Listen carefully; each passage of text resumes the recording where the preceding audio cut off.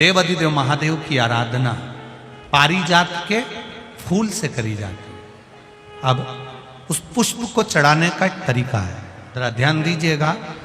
पंच पुष्प शिव महापुराण की कथा आप लोग सुनने के लिए बैठे हो, बड़ी आस लगाकर बैठे हो, उसको समझिएगा।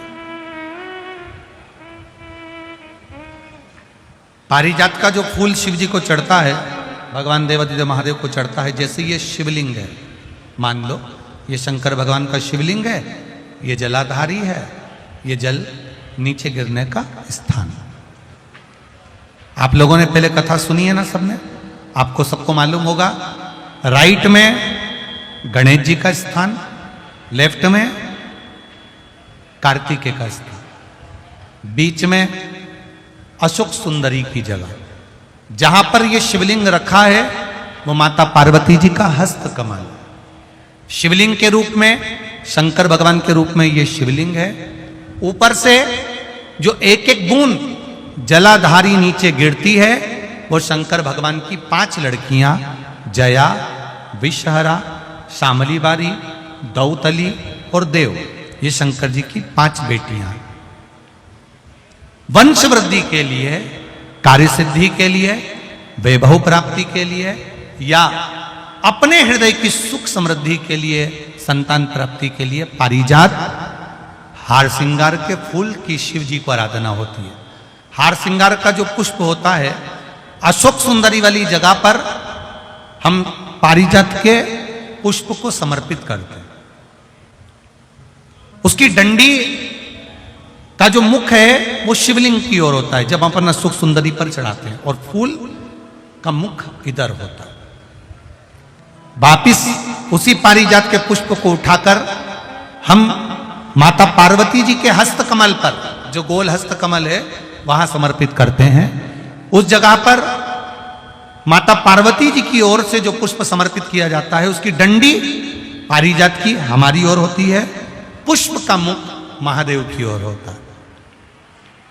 तीसरी जगह जब हम पारिजात के पुष्प को अशोक सुंदरी पे से उठाकर जगत जननी के हस्त कमल पर रखते हैं, हस्त कमल पे से उठाकर देवाधिदेव महादेव के शिवलिंग पर रखते हैं, उस समय पर पारिजात के पुष्प की डंडी शिवलिंग के ऊपर होती है और फूल का मुख अपनी ओर होता है। इस जगह पर पारिजात के पुष्प की डंडी के केसर से ही महादेव को त्रिपुंड लगाया जाता है और महादेव से प्रार्थना कर। पंच पुष्प में से एक पुष्प पारिजात का फूल, जिसको हार श्रृंगार का फूल भी कहते हैं, जिसको शिडली का फूल भी कहते हैं, पारिजात हार श्रृंगार। मैं निवेदन करूंगा आस्था चैनल से कि पारिजात का जो पुष्प है उसका दर्शन भी आप सभी श्रोता भाई बहनों को टीवी के माध्यम से कराते जाएं। जितने लोग टीवी पर कथा सुन रहे हैं, जितने लोग फेसबुक यूट्यूब पर कथा सुन रहे हैं, वो भी इस पारिजात के फूल का दर्शन अवश्य करें। और एलईडियां लगी हुई हैं, उन पर भी आप आराम से पारिजात के फूल का दर्शन कर सकते हैं। पारिजात का पुष्प, हार श्रृंगार का फूल, ऊपर से सफेद, नीचे जो उसकी डंडी होती है वो थोड़ी नारंगी होती है, संतरे के कलर की होती है, नारंगी कलर। महाराज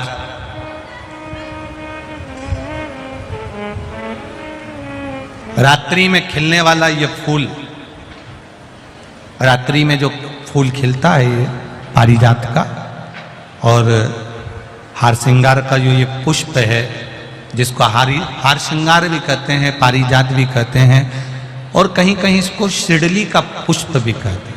ऊपर से सफेद होता है, नीचे उसकी जो डंडी होती है वो नारंगी कलर की होती है। शिव कथा कर रही है, शिव महापुराण का चरित्र कर रहा है। जिस समय पर संतान की प्राप्ति नहीं होती या किसी कारणवश, किसी कारण से हमारे यहां वंश की वृद्धि नहीं होती, तब देवाधिदेव महादेव की आराधना पारिजात के फूल से करी जाती है। अब उस पुष्प को चढ़ाने का एक तरीका है, जरा ध्यान दीजिएगा। पंच पुष्प शिव महापुराण की कथा आप लोग सुनने के लिए बैठे हो, बड़ी आस लगाकर बैठे हो, उसको समझिएगा। पारिजात का जो फूल शिव जी को चढ़ता है, भगवान देवाधिदेव महादेव को चढ़ता है, जैसे ये शिवलिंग है, मान लो ये शंकर भगवान का शिवलिंग है, ये जलाधारी है, ये जल नीचे गिरने का स्थान। आप लोगों ने पहले कथा सुनी है ना सबने, आपको सबको मालूम होगा। राइट में गणेश जी का स्थान, लेफ्ट में कार्तिकेय का स्थान, बीच में अशोक सुंदरी की जगह। जहां पर यह शिवलिंग रखा है वो माता पार्वती जी का हस्त कमल, शिवलिंग के रूप में, शंकर भगवान के रूप में यह शिवलिंग है। ऊपर से जो एक एक बूंद जलाधारी नीचे गिरती है वो शंकर भगवान की 5 लड़कियां, जया, विषहरा, शामली बारी, दौतली और देव, ये शंकर जी की 5 बेटियां। वंश वृद्धि के लिए, कार्य सिद्धि के लिए, वैभव प्राप्ति के लिए, या अपने हृदय की सुख समृद्धि के लिए, संतान प्राप्ति के लिए पारिजात हार श्रृंगार के फूल की शिव जी को आराधना होती है। हार श्रृंगार का जो पुष्प होता है, अशोक सुंदरी वाली जगह पर हम पारिजात के पुष्प को समर्पित करते हैं। उसकी डंडी का जो मुख है वो शिवलिंग की ओर होता है जब अपन अशोक सुंदरी पर चढ़ाते हैं, और फूल का मुख इधर होता है। वापिस उसी पारिजात के पुष्प को उठाकर हम माता पार्वती जी के हस्त कमल पर, जो गोल हस्त कमल है, वहां समर्पित करते हैं। उस जगह पर माता पार्वती जी की ओर से जो पुष्प समर्पित किया जाता है, उसकी डंडी पारिजात की हमारी ओर होती है, पुष्प का मुख महादेव की ओर होता है। तीसरी जगह जब हम पारिजात के पुष्प को अशोक सुंदरी पे से उठाकर जगत जननी के हस्त कमल पर रखते हैं, हस्त कमल पे से उठाकर देवाधिदेव महादेव के शिवलिंग पर रखते हैं, उस समय पर पारिजात के पुष्प की डंडी शिवलिंग के ऊपर होती है और फूल का मुख अपनी ओर होता है। इस जगह पर पारिजात के पुष्प की डंडी के केसर से ही महादेव को त्रिपुंड लगाया जाता है और महादेव से प्रार्थना करी जाती है। अब पारिजात के फूल का केसर कैसे बनाना है वो भी एक बार आप लोग अच्छे से समझे। जैसे मान लो अभी पारिजात का तो फूल यहां पर नहीं है, पर आप टीवी पर दर्शन कर रहे होंगे। पारिजात पुष्प की जो पीछे की डंडी होती है, फूल सफेद और पीछे जो डंडी होती है नारंगी कलर की, केसरिया कलर की, उसको तोड़ लिया जाता है। तोड़कर ऐसी 25-50 फूल की पीछे की डंडी को तोड़कर उसको रख दिया जाता है। उसको धूप में नहीं सुखाते, केवल घर में उसको एक कटोरी में या थाली में रख दो, वो धीरे धीरे सूख जाएगा। सूखने के बाद उसको पीस लो, पीसकर उसका चंदन तैयार हो जाएगा पारिजात फूल की उस डंडी का। और जिस समय वंश के लिए, सिद्धि के लिए, कार्य सिद्धि के लिए या वैभव प्राप्ति के लिए हम पारिजात का पुष्प देवाधिदेव महादेव को समर्पित करते हैं, उस समय इसी को पानी में घोलकर देवाधिदेव महादेव को जब आप लगाएंगे तो जैसे केसर घुलती है, केसर का जैसे कलर होता है, केसर जैसी सुगंध करती है, वैसे की वैसे ही ये पारिजात की जो डंडी आप लोगों ने सुखाई है, वही डंडी का जो चंदन बनाया है, शिव जी को लेपन करा है, उस समय पर अपने हृदय की बात आपने जो देवाधिदेव महादेव को कही है, बस वही सुगंध हमारे जीवन में आना प्रारंभ हो जाती है। वो पारिजात हार श्रृंगार शंकर जी का अभिषेक करवाया। अभिषेक कराते ही मां भगवान देवाधिदेव महादेव की आकाशवाणी हुई, राघव जी अगर दुर्वासा बाबा को प्रसन्न करना चाहते हो तो एक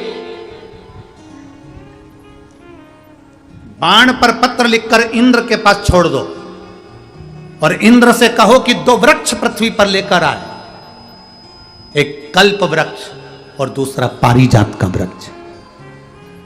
कल्प वृक्ष और पारिजात का वृक्ष लेकर आए। इंद्र के पास पत्र गया, इंद्र पत्र पढ़कर 2 वृक्ष पृथ्वी पर लेकर आए अयोध्या में, एक कल्प वृक्ष, एक पारिजात का वृक्ष।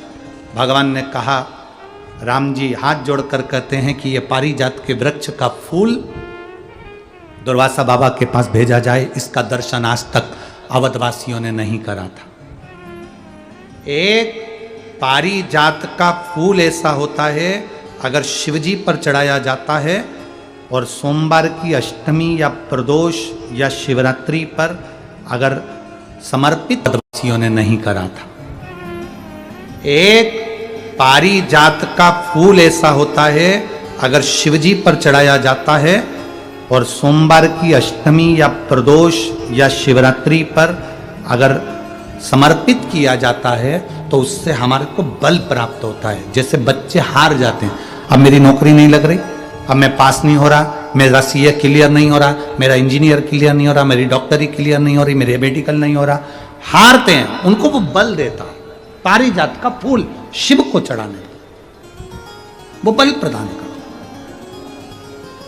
कल्प वृक्ष आया, कल्प वृक्ष से कहा अब भोजन आप दीजिए, क्योंकि अग्नि में तपा हुआ नहीं चाहिए, जल से बना हुआ नहीं चाहिए, धेनु का बना हुआ नहीं चाहिए, तो आप दीजिए।